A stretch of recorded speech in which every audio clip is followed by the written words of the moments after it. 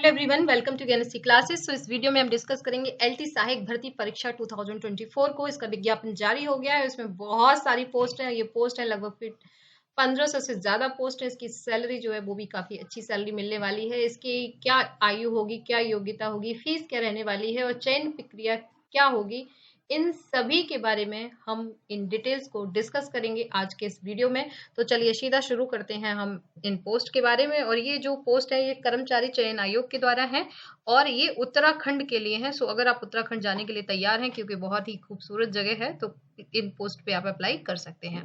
तो उत्तराखंड अधीनस्थ सेवा चयन आयोग के द्वारा ये पोस्ट निकाली गई है। यहाँ पर विज्ञापन संख्या 58 है और इसका जो दिनांक है वो 14 मार्च है, यानी कि कल इन पोस्ट को जारी किया गया था। इसका जो ऑनलाइन आवेदन स्टार्ट होगा 22 मार्च से हो जाएगा और अंतिम तिथि जो है वो 12 अप्रैल को होगी। और इस तरह से लिखित परीक्षा है वो जुलाई में हो जाएगी। हो सकता है कि इसे थोड़ा आगे भी बढ़ा दिया जाए। उत्तराखंड के अंदर जो गढ़वाल मंडल है जिसमें एलटी है 786 रिक्त पद है वहां पे। और जो आपका कुमायूं मंडल है, बेसिकली कुमायूं गढ़वाल दो मंडल है, तो इन दोनों मंडलों में कुल मिला के 1544 पोस्ट हैं। और जो लोग यहाँ पे ऑनलाइन आवेदन करना चाहते हैं वो इस वाली वेबसाइट पे नजर बनाए रखें। जैसे ही यहाँ पर आता है वैसे ही आप अप्लाई कर दें।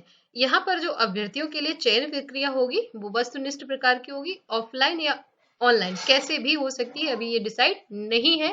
तिथि भी अभी डिसाइडेड नहीं, अनुमानित है कि जहां तक है जुलाई में हो जाएगी। इसके अलावा जब आएगा तो मैं अपने टेलीग्राम चैनल पे भी आपको जरूर बताऊंगी। अब हम बात करते हैं कि गढ़वाल मंडल के अंदर 60% जो भर्तियां हैं यहाँ पर, उनमें किस किस तरह की भर्तियां और इसके लिए क्या क्या यहाँ पे मांगा गया है। तो यहाँ पर जो सहायक अध्यापक हिंदी के लिए आप देख सकते हैं जो रिक्त पद हैं वो 18 है।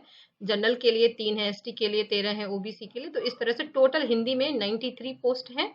और अगर हम बात करें यहाँ पे इंग्लिश के लिए तो 81 पोस्ट हैं, संस्कृत के लिए 7 पोस्ट हैं, गणित के लिए 60 पोस्ट हैं और आपकी जो विज्ञान के लिए 112 पोस्ट हैं।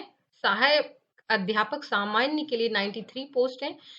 व्यायाम यानी कि जो आपका व्यायाम के लिए यहाँ पे 57 पोस्ट है। गृह विज्ञान के लिए ओनली 1 पोस्ट है। वाणिज्य के लिए यहाँ पे 10 पोस्ट है। सहायक अध्यापक कला के लिए यहाँ पर 102 पोस्ट है। तो कुल मिलाकर जो 616 पोस्ट हो रही हैं वो यहाँ पर इस तरह से है। इसके बाद हम बात करते हैं एलटी गढ़वाल मंडल के लिए। तो एलटी गढ़वाल हिंदी में अगेन यहाँ पर आपकी 9 पोस्ट है। अंग्रेजी के लिए 9 पोस्ट है, संस्कृत के लिए 1 पोस्ट है, गणित के लिए 5 पोस्ट है, विज्ञान के लिए 8 पोस्ट है, सामान्य के लिए 13 पोस्ट है, व्यायाम के लिए 3 पोस्ट है, गृह विज्ञान के लिए 2 पोस्ट है, यहाँ पे संगीत के लिए 2 पोस्ट है, कला के लिए 5 पोस्ट है। तो कुल मिला के 57 पोस्ट हो गई। सहायक अध्यापक एलटी के लिए अगर हम 10% की बात करें तो यहाँ पर 15 पोस्ट है हिंदी के लिए, अंग्रेजी के लिए है 13 पोस्ट, संस्कृत के लिए है 1 पोस्ट, गणित के लिए है यहाँ पर 10 पोस्ट, विज्ञान के लिए है 19 पोस्ट एंड सामान्य के लिए है 16 पोस्ट, व्यायाम के लिए है 9 पोस्ट, वाणिज्य के लिए सिर्फ 1 पोस्ट है, कला के लिए यहाँ पे 22 पोस्ट है। तो कुल मिला के 106 जो पोस्ट यहाँ पे भी हो रही हैं। तो इस तरह से यहाँ पर ये जो पोस्ट है वो आप देख सकते हैं, डिटेल में दी हुई है। इसे मैं टेलीग्राम चैनल पे भी डिटेल नोटिफिकेशन को जरूर पोस्ट कर दूंगी, तो आप इसको वहां से भी देख सकते हैं। अगर हम यहाँ पे फिर से बात करते हैं कि एलटी कुमायूं मंडल के लिए, तो यहाँ पर अगेन 55 पोस्ट है इंग्लिश के लिए, संस्कृत के लिए है 11 पोस्ट, गणित के लिए है 77 पोस्ट, विज्ञान के लिए है 79 पोस्ट, सामान्य के लिए है 99 पोस्ट, व्यायाम के लिए है 39 पोस्ट, गृह विज्ञान के लिए है 1 पोस्ट, वाणिज्य के लिए है 3 पोस्ट, संगीत के लिए है यहाँ पर 3 पोस्ट, उर्दू के लिए है यहाँ पे 2 पोस्ट, कला के लिए 122 पोस्ट है। तो इस तरह से 561 पोस्ट टोटल हो जाती हैं। अब हम बात करते हैं सहायक अध्यापक हिंदी के लिए 11 पोस्ट है, अंग्रेजी के लिए 10 पोस्ट है, संस्कृत के लिए 1 पोस्ट है, गणित के लिए 10 पोस्ट है, विज्ञान के लिए 17 पोस्ट है, सामान्य के लिए 21 पोस्ट है, गृह विज्ञान के लिए 8 पोस्ट है, संगीत के लिए 3। बात करें हम अध्यापक कला तो इसके लिए है 9 पोस्ट। तो इस तरीके से यहाँ पर जो टोटल वैकेंसीज हैं वो अलग अलग सहायक अध्यापक के लिए अलग अलग सब्जेक्ट में वैकेंसीज निकली हुई हैं। अब हम सीधे चलते हैं कि इसके लिए क्या योग्यता है। यहाँ पर जो पद है महिला शाखा के अंतर्गत वो सिर्फ और सिर्फ महिला अभ्यर्थियों से भरे जाएंगे और जो सामान्य शाखा के पद होंगे उसमें महिला और पुरुष दोनों लोग। सीधी भर्ती से 60% एवं विभागीय भर्ती से 10%। यहाँ पे दोनों मंडलों के लिए जो परीक्षा होगी वो एक ही डेट पे होगी, एक ही टाइम पे होगी। अब हम बात करते हैं यहाँ पर कि इसका जो वेतनमान होगा वो 44,000 से स्टार्ट होके आपका 1,42,000 यानी लेवल 7 तक होगा। अब हम सीधा सीधा बात करते हैं, जो सबसे मेन बात है कि इसके लिए एलिजिबिलिटी क्या होगी, शैक्षिक अर्हता। तो सबसे पहले बात करते हैं कि अगर आप सहायक अध्यापक सामान्य बनना चाहते हैं तो आप भारत में विधि द्वारा स्थापित किसी भी विश्वविद्यालय से भूगोल अर्थशास्त्र, राजनीति शास्त्र, इतिहास इनमें से किन्हीं 2 विषयों के साथ स्नातक उपाधि और 2 विषयों में से एक विषय तृतीय वर्ष तक शेष एवं द्वितीय वर्ष तक अनिवार्यतः रहा हो। यानी कि जो आपने बीए किया हो या जो आपने बीए किया होगा वहां पे आपने इनमें से कोई भी सब्जेक्ट 2 इयर्स तक पढ़ा हो, फिर आगे भी अगर आपने एक सब्जेक्ट को ले लिया हो तो वो भी यहाँ पे मान्य है, या तीनों साल आपने तीनों सब्जेक्ट पढ़े हो। इसके अलावा आपका बीएड होना चाहिए, या एनसीईआरटी के द्वारा आपने 4 वर्षीय इंटीग्रेटेड कोर्स जिसे बीए बीएड बोलते हैं, बीएईडी बोलते हैं, ये भी किया होगा तो भी आप यहाँ पे अप्लाई कर सकते हैं। अब हम बात करते हैं सहायक अध्यापक गणित के लिए।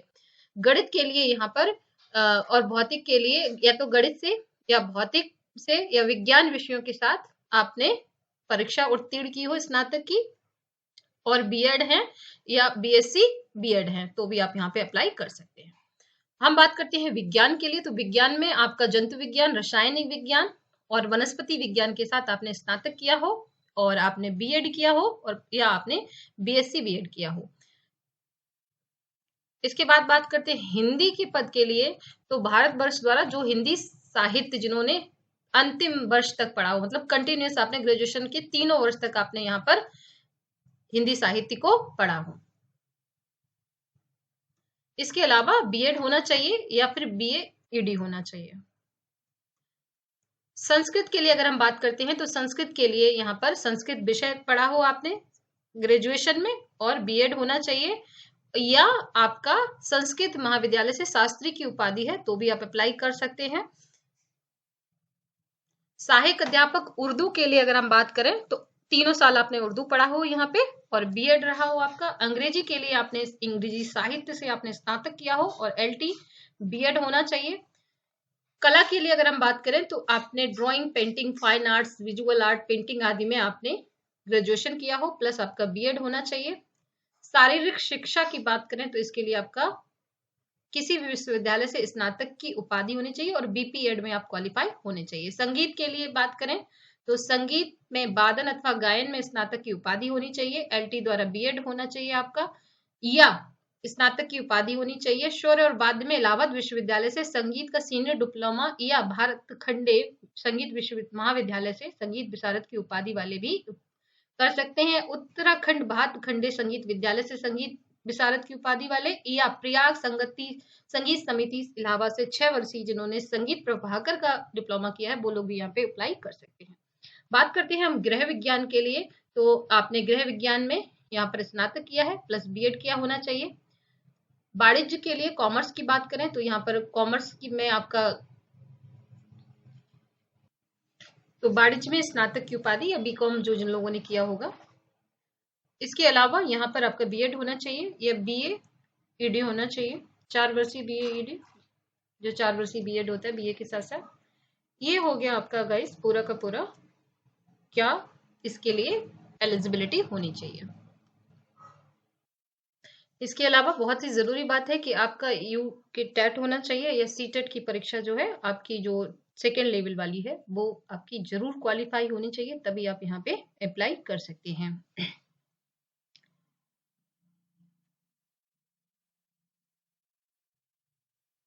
अब हम बात करते हैं कि जो विभागीय सिर्फ 10% है, तो जो 10% जॉब है उसके लिए यहाँ पर स्नातक की उपाधि हो और वहां पे जो आपका रोजगार। अब हम बात करेंगे यहाँ पे लिखित परीक्षा के बारे में। तो यहाँ पर जो रिटन टेस्ट होगा उसमें 100 क्वेश्चंस आने वाले हैं जो ऑब्जेक्टिव टाइप के मल्टीपल चॉइस के होंगे, 2 आवर्स के लिए होगा, जिसमें पहले भाग में आपका टीचिंग एप्टीट्यूड आएगा, रीजनिंग आएगी और आपका जनरल नॉलेज के क्वेश्चंस आएंगे। भाग 2 में यहाँ पर जिस विषय के लिए आपने अप्लाई किया उसी विषय से रिलेटेड क्वेश्चन आएंगे। तो इस तरह से 50-50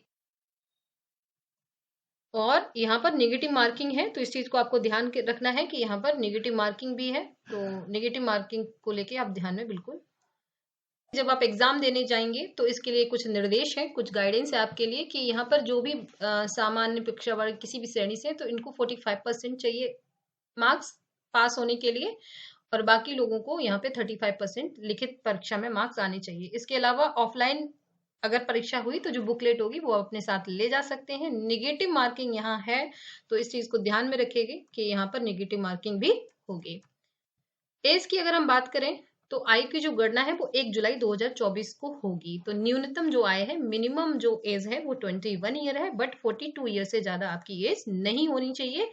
और अगर कोई लोग वहां पे ऑलरेडी जॉब में है तो उनको शायद 5 वर्ष की यहाँ पे छूट भी मिल जाएगी। अब हम बात करते हैं यहाँ फीस के बारे में। तो यहाँ पर जो फीस है वो गाइज जो भी अनरिजर्व कैटेगरी ओबीसी के लोग हैं उनको 300 रुपीज देना होगा।